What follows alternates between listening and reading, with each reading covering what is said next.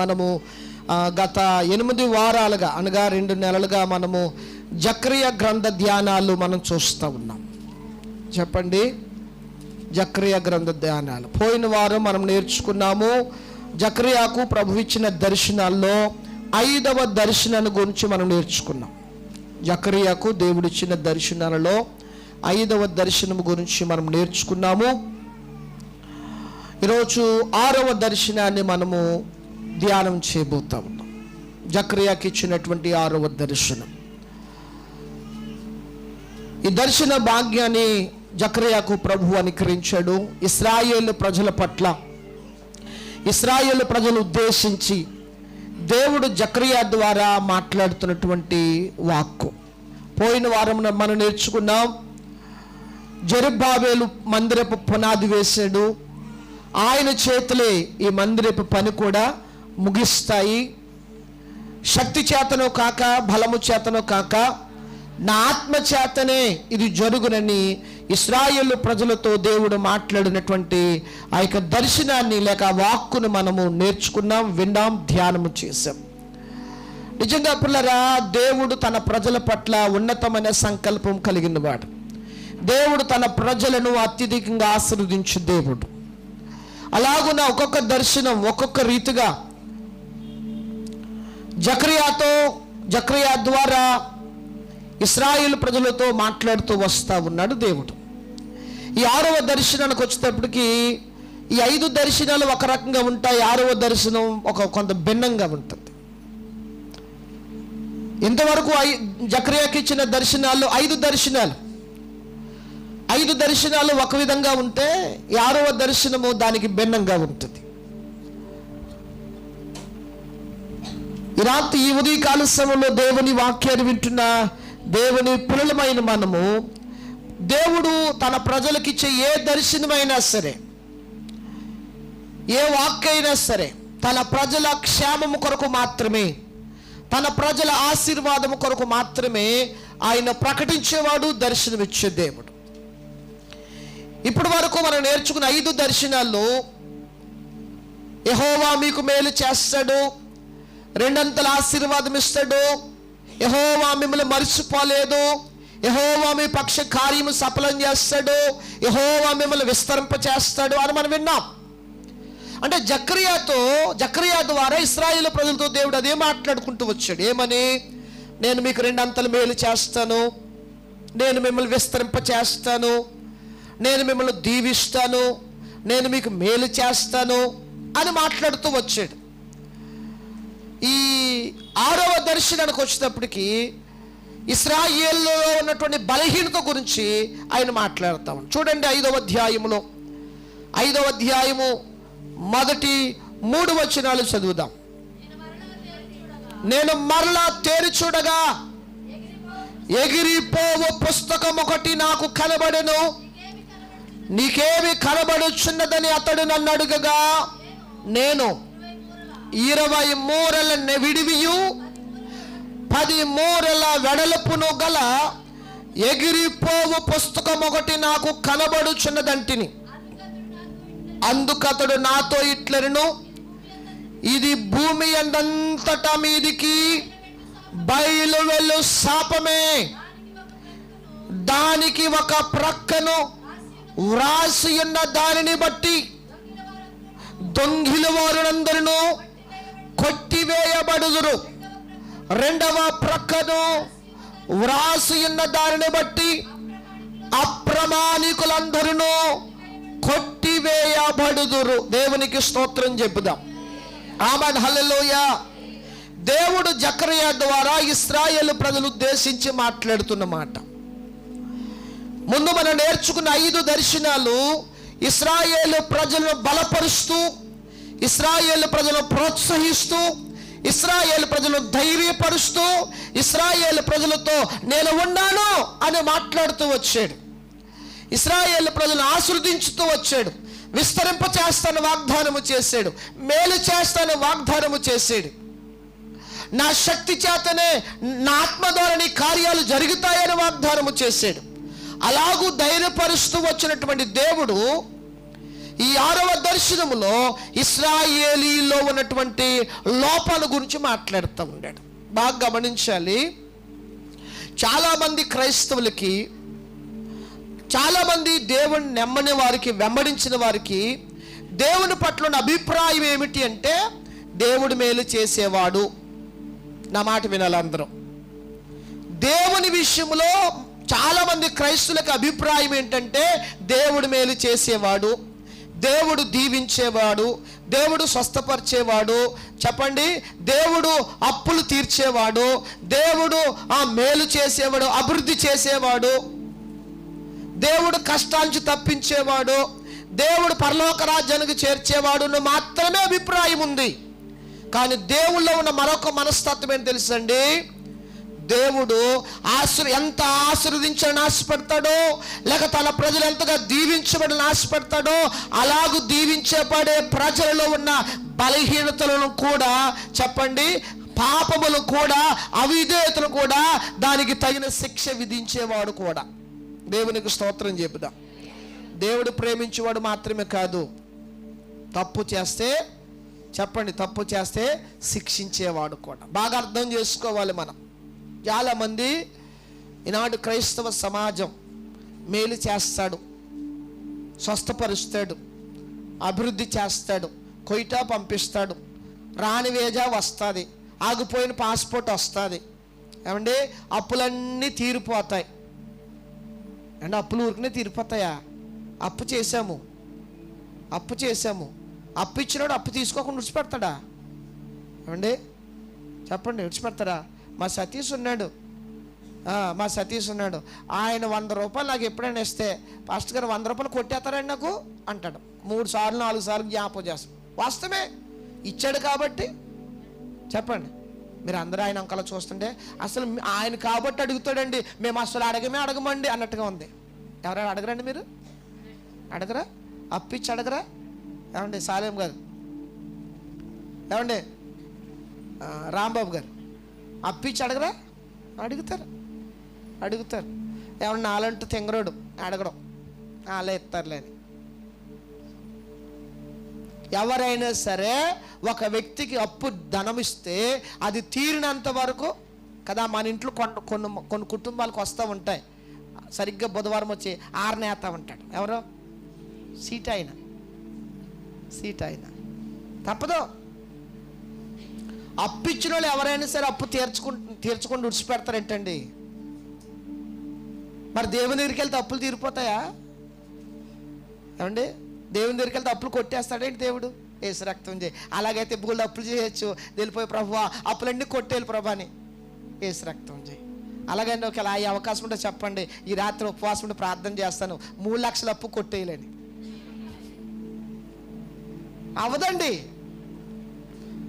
అప్పు తీసుకున్న తర్వాత తప్పకుండా అప్పు తీర్చాలి అంతే.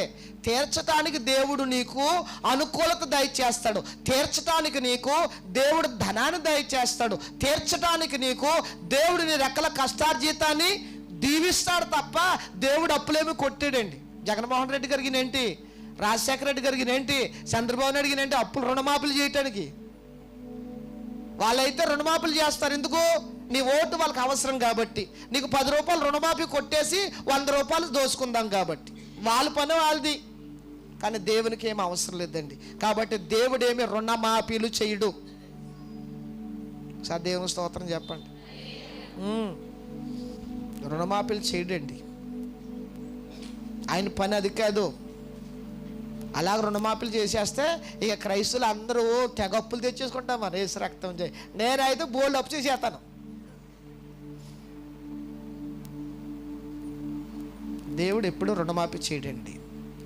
నీ తీసుకున్న రుణము తీర్చడానికి నీ చేతి పనులను దేవుడు దీవిస్తాడు, నీ ఆదాయాన్ని దేవుడు దీవిస్తాడు, నీ కష్టార్జితాన్ని దేవుడు దీవిస్తాడు, నీ వ్యవసాయాన్ని దేవుడు దీవిస్తాడు, నీ రాబడిని దేవుడు దీవిస్తాడు. ఆ విధంగా నీ యొక్క రుణాలన్నీ ఏమవుతాయి చెప్పండి? తీర్చబడతాయి. అలాగే కొంతమంది, ఇంకా అలా కాకుండా కొంతమంది తెలివైన వాళ్ళు ఉంటారు. చెప్పండి, రుణం అప్పు బాకీ తీర్చడం మానేసి యేసు ప్రభు కొట్టేస్తాడని ఎదురు చూసాం. మరొకసారి చెప్తున్నాను, ఎట్టి పరిస్థితులు యేసు ప్రభు రుణమాఫీలు మాత్రం చెయ్యడు. ఎందుకంటే ఈరోజు ఈ మాట ఎందుకు జ్ఞాపకం చేస్తున్నట్టు, చాలా మంది క్రైస్తవులు దేవుడు ఎటువంటి వాడంటే అప్పులు తీర్చేవాడు, రోగాలు బాగు చేసేవాడు, పెళ్ళిళ్ళు చేసేవాడు, పిల్లలకు సంతానం దయచేసేవాడు, చెప్పండి కొయిటా పంపించేవాడు, ఇలాగే ఉండిపోయాడు తప్ప దేవుడు తప్పు చేస్తే శిక్షించేవాడిని గ్రహించలేకపోతున్నాడు క్రైస్తవుడు. దేవుడు తను మనుషుడు చేసే ప్రతి పాపములకు, ప్రతి అవిధేయతకు శిక్ష విధించేవాడని ఈరోజు మనుషులు గుర్తించలేకపోతున్నాడు. అందుకోసమే ఈరోజు యేసు ప్రభుని నమ్ముకుంటున్నాం, కానీ చాలామందికి దేవుడు అంటే భయం లేకుండా. అందుకనే దేవుడు ఇశ్రాయేలీయులతో నేను మిమ్మల్ని దీవిస్తాను, నేను మిమ్మల్ని రెట్టింపు చేస్తాను, నేను మిమ్మల్ని విస్తరింప చేస్తానని చెప్పుచున్న దేవుడే మరలా ఏమంటాడు తెలుసా? ఇంకో వారి మధ్య ఒక పుస్తకం, ఎగిరిపోతున్న పుస్తకం వచ్చిందంట. ఎగిరిపోతున్న పుస్తకం చదవని మాట, నేను మరలా తేరి చూడగా ఎగిరిపో పుస్తకం ఒకటి నాకు కనబడెను. జకరియా చూస్తా ఉన్నాడు దర్శనంలో ఎగిరిపోతున్న పుస్తకం.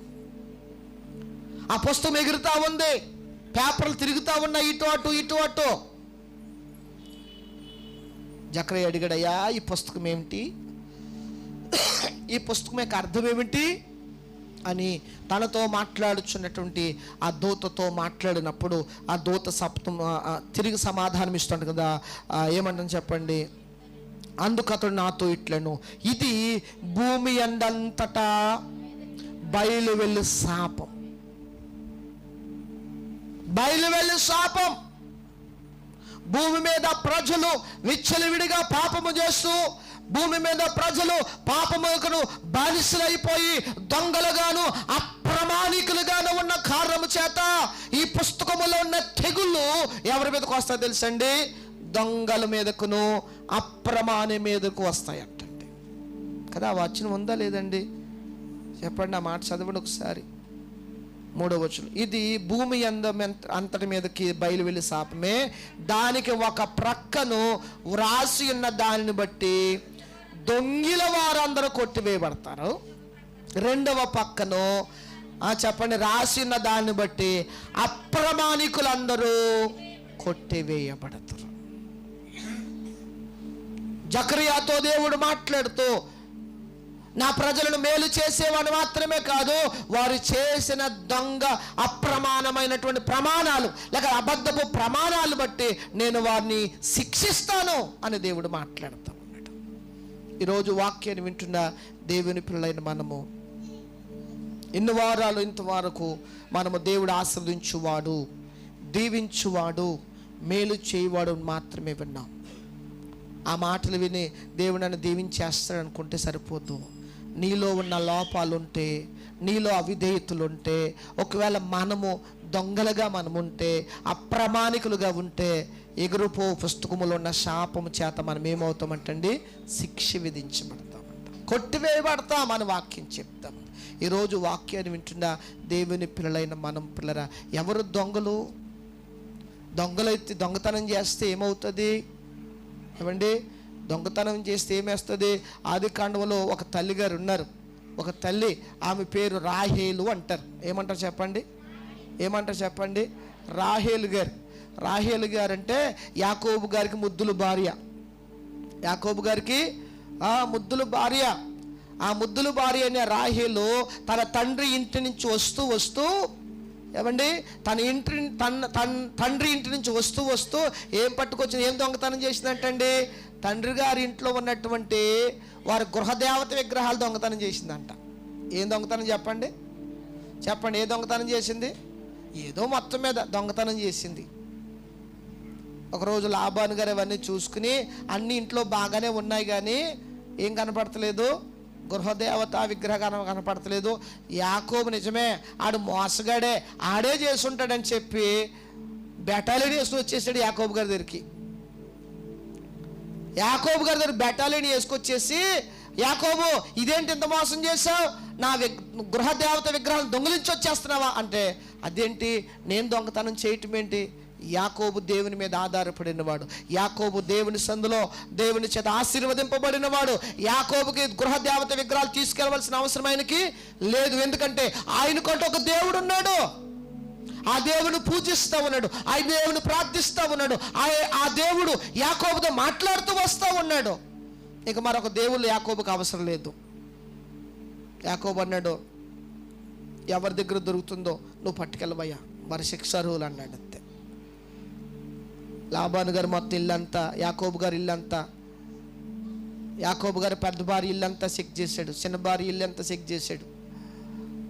రాహేలు అంటండి తను తెచ్చుకున్నటువంటి ఆ దేవతా విగ్రహాలని దాచిపెట్టి నేను కడగా ఉన్నాను, నేను లేవలేను అందంట. అలాగూ ఆమె తండ్రి గారి యొక్క దేవత విగ్రహాలు దాచిపెట్టుకుంది. కానీ విచిత్రం ఏం తెలుసండి, ఆమె దొంగతనం చేసినందుకు దేవుడు న్యాయవంతుడు. యాకోబును ప్రేమించేవాడు దేవుడు అవ్వచ్చు, యాకోబుకు వాగ్దానము చేసిన వాడు దేవుడు కావచ్చు, కానీ తప్పు చేసిన విషయంలో, పాపము చేసిన విషయంలో తప్పకుండా శిక్ష విధించేవాడు కనుక చెప్పండి, యాకోబు కానాల్లో ప్రవేశించాడు, లేయా కానాల్లో ప్రవేశించింది, వారికి పుట్టిన సంతానం కానాల్లో ప్రవేశించింది.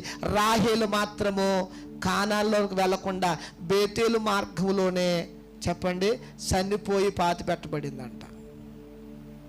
బైబిల్ చదవండి, 36వ అధ్యాయంలో కనబడుతుంది.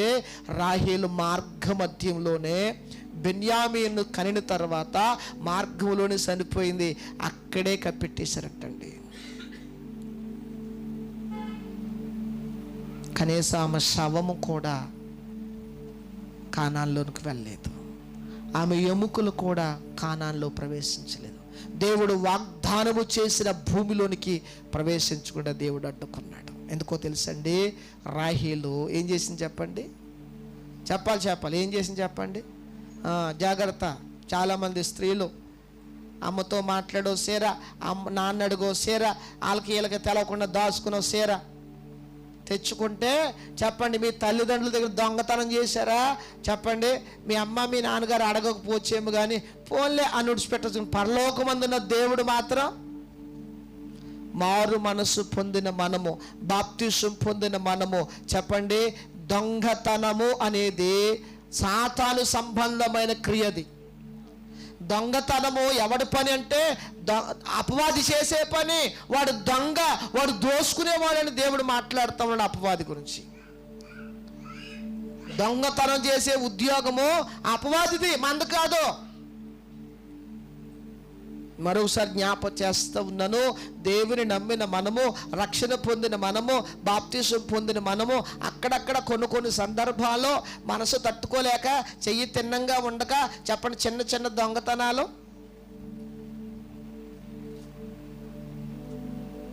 చాలామంది పిల్లలు అమ్మిచ్చిన లడ్డు సరిపోక, అరే ఇక్కడ తింటా కూర్చొని తినరా అని చెప్పి ఇచ్చేసి లడ్డు ఇచ్చేసి బయటికి వెళ్తే అమ్మ అలాగెళ్ళింది దాకుండి మళ్ళా పైకెక్కి ఇంకో లడ్డు తీసుకుని దేవునికి స్తోత్రం చెప్పుదాం, దేవునికి స్తోత్రం చెప్పుదాం.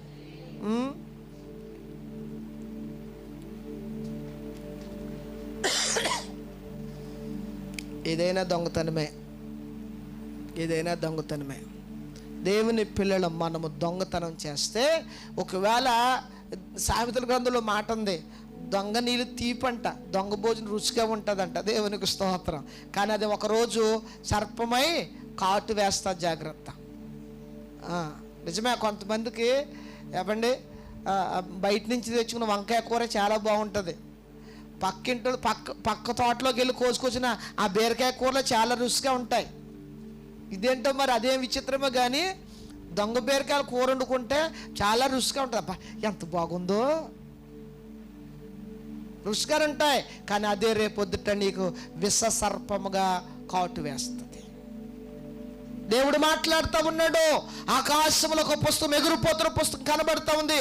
ఆ పుస్తకంలో రాయబడిన మాట ఏమి తెలుసండి, దొంగతనము చేసిన వారందరూ ఆ పుస్తకంలో రాయబడ్డారంట. దొంగతనం చేసే వారి పేర్లు అందరూ కూడా పుస్తకాల్లో ఉన్నాయంట. యేసు రక్తం జై. మరి నీ పేరుందా? ఏమండి, నీ పేరుందేమో జాగ్రత్త. దొంగతనం చేస్తూ దొంగతనం చేసేవారి జాబితాలు చూడండి. పోలీస్ స్టేషన్లో కొన్ని జాబితా పేర్లు పెడతారు.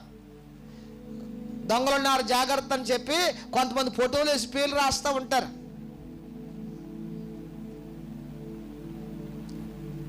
దేవుని పిల్లలైన మనకు కూడా ఒక పుస్తకం ఉందంట. ఆ పుస్తకంలో ఎవరి పేర్లు ఉంటాయి చెప్పండి, చెప్పాలి. ఎవరి పేర్లు ఉంటాయి? దేవునికి స్తోత్రం. దొంగతనం చేసేవారి పేర్లు. చాలా తేలికపాటి పనిగా మనం కొంతమంది దేవుని పిల్లలు నమ్ముకుని కూడా, రక్షణ పొందు కూడా, బాప్తిజం పొందు కూడా చెప్పండి, ప్రభు బలలో ఏకీభించు కూడా చెప్పండి, అప్పుడప్పుడు చెప్పండి, భర్తకు తెలవకుండా, భార్యకు తెలవకుండా. కొంతమంది అబ్బా అసలు నేనేమో తీసుకోలేదా, చూడు వాసన చూడు.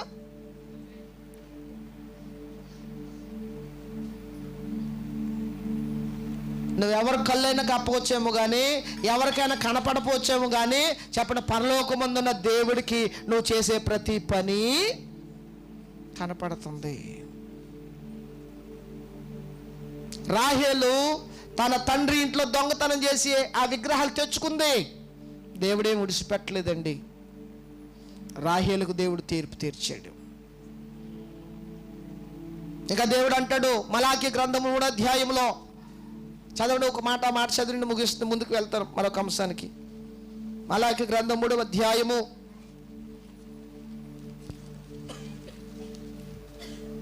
8వ వచనం. మానవుడు దేవుని యొద్ద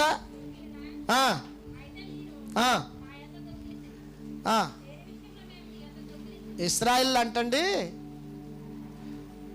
మనం ఇంకా నయము పక్కింటోళ్ళు తోటలోకి వెళ్ళి వంకాయలు తెచ్చుకుంటున్నాం, ఏమండి బీరకాయలు కోసి తెచ్చుకుంటున్నాం. రాహేలు ఇంకా నయము, వాళ్ళ అమ్మగారు వాళ్ళ బాబుగారు విగ్రహాలు తెచ్చుకుందంట. కానీ ఇక్కడ ఇశ్రాయేల్ గురించి దేవుడు మాట్లాడుతూ అంట కదా, మీరు దొంగలు, మీరు దేవుని దగ్గరే మీరు ఏం చేశారు, మీరు దేవుని దగ్గర. దేవునికి స్తోత్రం. ఇశ్రాయేల్ గురించి మానవుడు దేవుని యొద్ద దొంగిలినా, మీరు నా దగ్గర దొంగతనం చేశారు అంటున్నాడు దేవుడు. అందుకనే దేవుడు ఈ అధ్యాయంలో ఈ దర్శన భాగ్యములు ఏమని తెలుసా, దొంగతనము చేయు వారందరూ ఆ పుస్తకంలో వ్రాయబడతారు. పుస్తకంలో వ్రాయబడిన వారందరూ ఏమవుతారు చెప్పండి, కొట్టివేయబడతారు.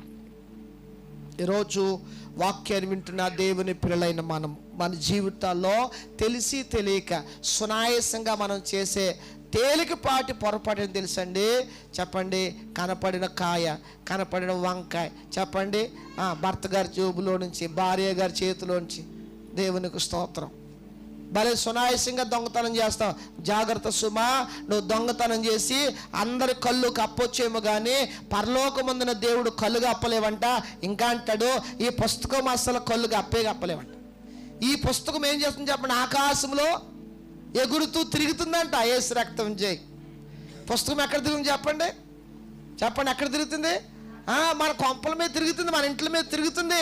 మన ఇంట్లో ఎప్పుడు ఏ దొంగతనం చేస్తున్నామో, ఎప్పుడు ఎవరి దగ్గర దోచుకున్నామో, ఎప్పుడు ఎవరి దగ్గర మోసం చేసి లాక్కుంటా ఉన్నామో, ఇవన్నీ గమనించి రాసింది పుస్తకంలో. ఆ పుస్తకంలో మన పేర్లు అలా రికార్డు అయిపోతున్నాయి అంతే. యేసు రక్తం చేయి. జాగ్రత్త సుమా. చాలామంది మనము కొన్ని సందర్భాల్లో చాలామంది క్రైస్తవులు, చాలామంది ప్రజలు చెప్పండి ఎదుటి వారిని దౌర్జన్యంగా లాక్కుంటూ ఉంటారు.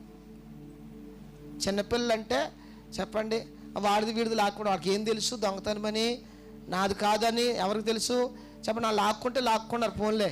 మనం ఏం చేస్తాం చెప్పండి, పక్కింటి దౌర్జన్యంగా లాగేసుకుంటాం. ప్రభుపేట జ్ఞాపకం చేస్తూ ఉన్నాను, క్రైస్తవులుగా క్రీస్తు యేసునందు రక్షింపబడిన మనము దొంగతనము చేయుట మనకి నిషిద్ధం.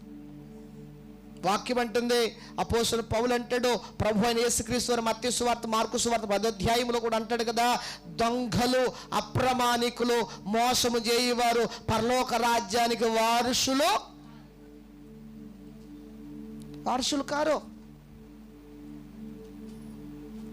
కారు, కొట్టివేయబడతారు వారందరూ అని వాక్యం చెప్తా ఉంది.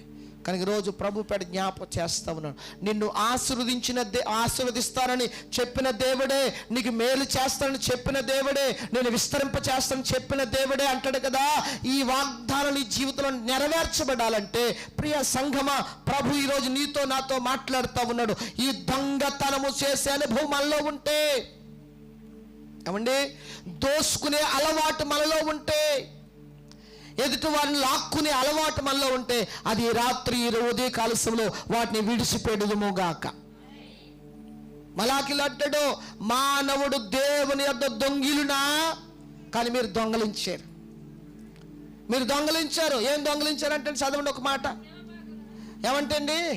10వ భాగమును ప్రతిష్ఠిత అర్పణలను ఈయక దొంగిలించితిరి. దేవునికి స్తోత్రం చెప్పుదాం. ఏం దొంగతనం చేసామంటండి? ఈ జాబితా చూస్తే బోల్డ్ అంత జాబితా వస్తుంది, నాతోటి సహా.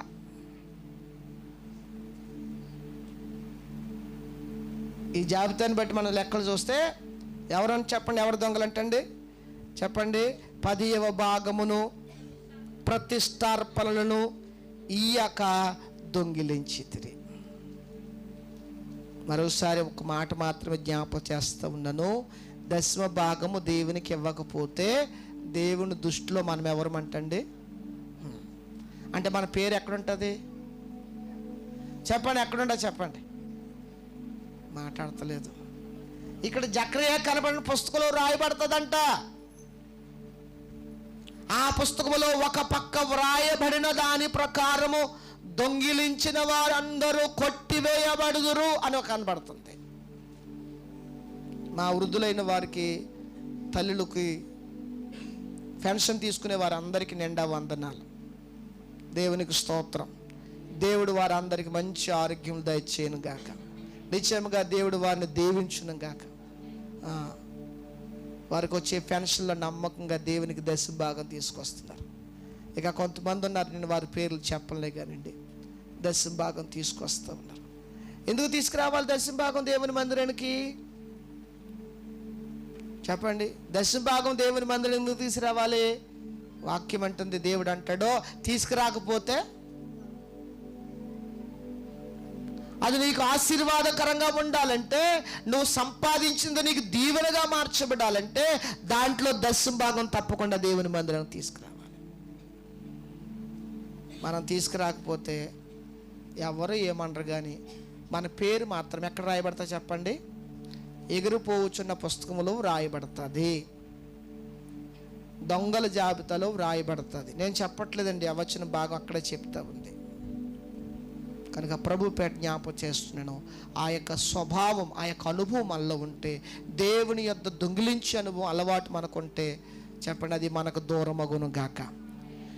ఈ ఉదయకాల సమయంలో అది మనకు నుండి మన జీవితాల్లోంచి, మన అలవాట్లోంచి అది కొట్టివేయబడును గాక. ఎందుకనగా అది మనకు ఆశీర్వాదము కాదు. ఆ అలవాటు మనకు ఆశీర్వాదము కాదు. ఇక 2వ మాట కూడా ఏమంటాడు? 2వ పక్కన వ్రాసిన దాన్ని బట్టి అప్రమాణికులందరూ కొట్టివేయబడతారు. అప్రమాణికులు అంటే అబద్ధ ప్రమాణము చేసేవారు. ఏ ప్రమాణం చెప్పండి అజిత్ బాబు? ఏ ప్రమాణం చేసేవారు? అప్రమాణం అంటే అబద్ధ ప్రమాణం. నీ మీదొట్టు నేను అస్సలు తాగలేదు తెలుసా, నీ మీదొట్టు నేను అస్సలు వెళ్ళలేదు తెలుసా, మమ్మీ నీ మీదొట్టు అస్సలు నేను తీసుకోలేదు తెలుసా, 10 రూపాయలు తీసేసుకున్నావు, ఖర్చు పెట్టేశావు, లాలీపాప్లు కొనుక్కు తినేసావు, కురుకురు ప్యాకెట్లు తినేసావు, ఇంటికి వచ్చి అమ్మతోడు అండ కదా, అస్సలు నీ మీదొట్టు మళ్ళీని ఇంకెవరు దొరకలేదు, అమ్మాయి దొరికింది, నీ మీదొట్టు నేను అస్సలు తీసుకోలేదు. ఇదే అప్రమాణం అంటే అబద్ధ ప్రమాణం చేయటం. నిజమండి పాస్టర్ గారు, నేను అస్సలు చివరిత తీర్థానికి వెళ్ళలేదండి అసలు పాస్టర్ గారు. నిజమండి, అసలు దేవుని మందిరం నుండి చెప్తున్నానండి, అస్సలే వెళ్ళలేదండి. వెళ్ళలేదని చెప్తే నన్ను మోసం చేయొచ్చు, దేవుని మోసం చేస్తామంటే.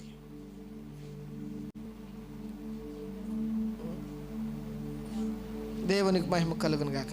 ఈ సంవత్సరం శివరాత్రి తీర్థానికి వెళ్ళిన వారందరూ నిశ్చయముగా వాళ్ళు ఎంత మంచోళ్ళు అంటే, ఈ సంవత్సరం శివరాత్రి తీర్థానికి వెళ్ళిన అందరూ ఒక్కొక్కరు ఒక సిమెంట్ బత్త ఎత్తున్నారు మందిరానికి.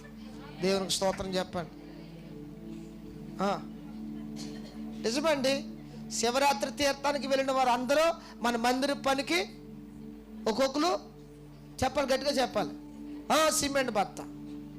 అజిత్ అర్థమైంది కదా, గుర్తుంది కదా అమ్మా తన్మయ్. యేసు రక్తం చేయి. ఎంత అంటే ఈ సంవత్సరం చివరాత్రి తీర్థం మనకు అంత మంచి పని చేసింది, మన మందిరానికి అంత మంచి పని చేసింది. దేవునికి మహిమ కలుగును గాక. గమనించిన పిల్లరా, అప్రమాణము అనే అబద్ధ ప్రమాణము చేసేవారు. మాట్లాడేది ఒకటి, చేసే పనులు ఒకటి. మనం చేసేస్తాం కానీ అబ్బాయి నేనేం చేయలేదు. జాగ్రత్త సింహ. అబద్ధ ప్రమాణము చేసేవారంటండి దేవుని రాజ్యానికి హక్కుదారులు కారంట. ఈ పుస్తకంలో వ్రాయబడిన దాన్ని బట్టి అబద్ధ ప్రమాణము చేసేవారందరినీ కొట్టివేయబడతాయంట. వారి పేర్లు కొట్టివేయబడతాయి. వారి ఆ పుస్తకంలో శాపములన్నీ వారి మీదకి వస్తాయి అని వాక్యం చెప్తా ఉంది. ఇశ్రాయేలు ప్రజలతో మాట్లాడుతున్న మాట దేవుని వాక్కు. ఎగిరిపోతున్న పుస్తకం. ఆ శాపం గురించి, ఆ యొక్క అనుభవాల గురించి ఏమంటాడంటే ఒక్క మాట 5వ వచనం చదవండి.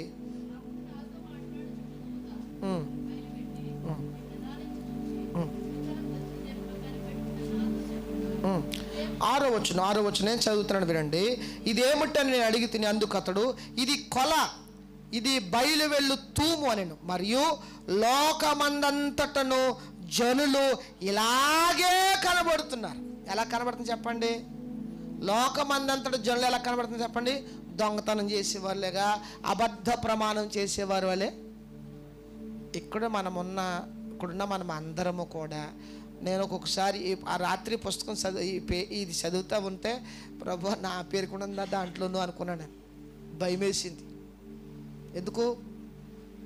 ఎవరి పేర్లు ఉంటాయి దీంట్లోనూ చెప్పండి? ఎవరి పేర్లు ఉంటాయి?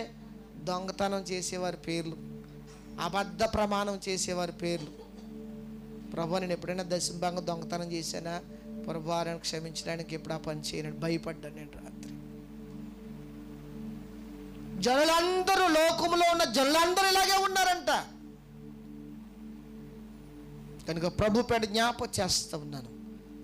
5 దర్శనాలు ఇచ్చిన దేవుని ఆశీర్వాదం, ఆ వాగ్దానపు దీవెన నీ జీవితంలో కలగాలంటే, అనుభవించాలంటే, దేవుడు నీ జీవితంలో అనుగ్రహించాలంటే, ఈ అనుభవాలు లేకపోతే అవిధేయతలు మనలో ఉన్నాయేమో మనం విడిచిపెట్టుదుము గాక, సరి చేసుకుందుము గాక. ఆమెన్. హల్లెలూయా.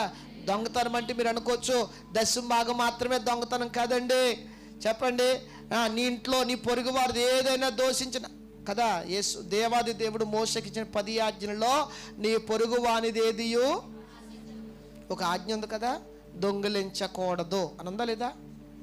సండే స్కూల్ పిల్లలు 10 ఆజ్ఞలు ఒక ఆజ్ఞ ఉందా? ఏమని? దొంగిలికూడదు అని. మరి మనం ఏం చేస్తున్నాం చెప్పండి? మీ అమ్మగారు తెలియకుండా ఎన్ని దొంగతనాలు చేస్తూ ఉన్నావు? సరిగా కూర్చో, చేతులు కట్టు.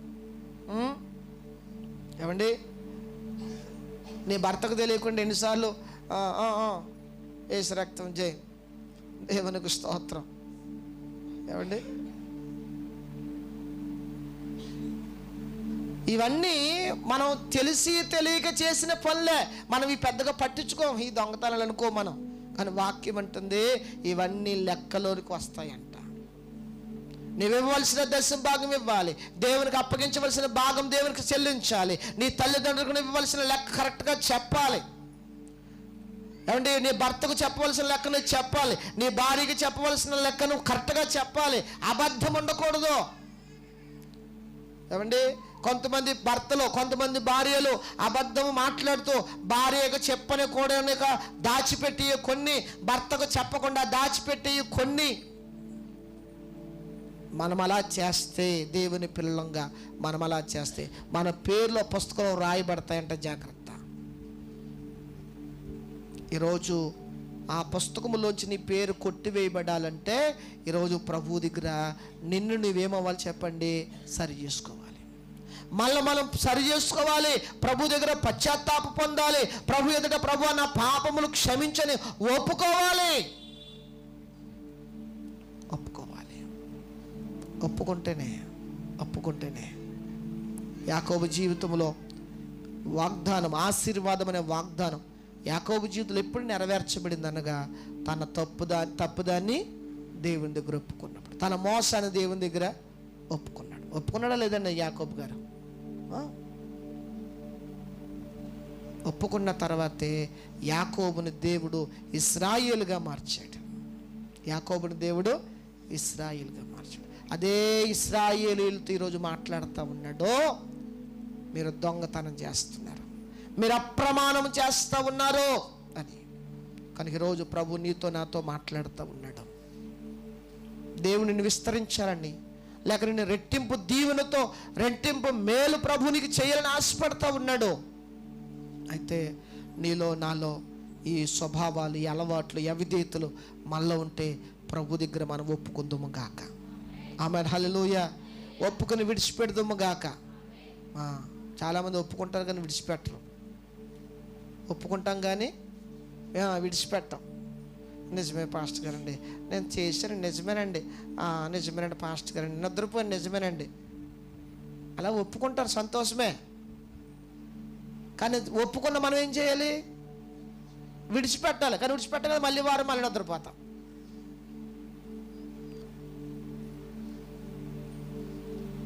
కానీ దేవుని దృష్టిలో నువ్వు కనికరం పొందాలంటే ఒప్పుకోవాలి, విడిచిపెట్టాలి. ఒప్పుకోవాలి, విడిచిపెట్టాలి. ప్రభు ఈరోజు నీతో మాట్లాడుతూ ఉన్నాడు.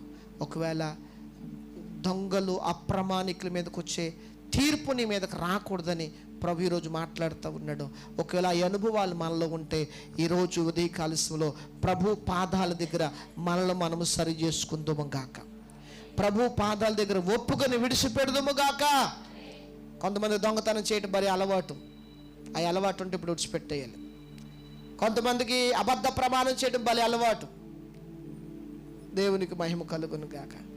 భలే చెప్పేస్తారు, నీ మీద ఒట్టు, అస్సలు నీ మీద ప్రతి దానికి ఒట్టేసేస్తారు.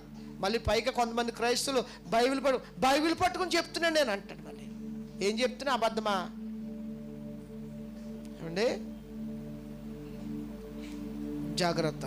ప్రభు పెట్ట అంటాడు, వాక్యం అంటుంది, నువ్వు క్రైస్తవుడు అంటే అన్నట్టుగానే ఉండాలంట. చెప్పండి, లేకపోతే సైలెంట్గా ఉండాలంట. మాట ఇచ్చావా, మాట ప్రకారంగా జీవించు. అవునంటే అవును, కాదంటే అవును, కాదంటే కాదు. అలాగ ఉండాలి మన మాట. మనం అలాగ ఉండాలి. ఈనాడు క్రైస్తవుల్లో ఈ యొక్క నమ్మకత్వం చాలా లోపించింది. కనుక ప్రభు పెద్ద జ్ఞాపకం చేస్తూ ఉన్నాను, దేవుడు నీ పట్ల రెండంతల మేలు చేయటానికి ఇష్టపడతాం. ఆమేన్, హల్లెలూయా.